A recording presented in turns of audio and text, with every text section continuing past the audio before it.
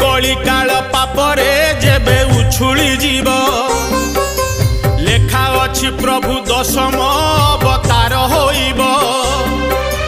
जुगे जुगे जगन्नाथ हे तुमे जुगावतार कली जुगे कल्की आस हे परम म्लेच्छ संहार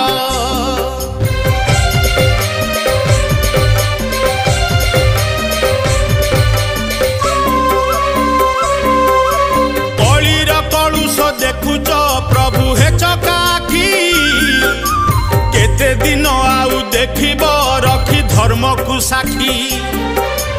अधर्म हाटरे धर्म जे नीति नीलाम हुए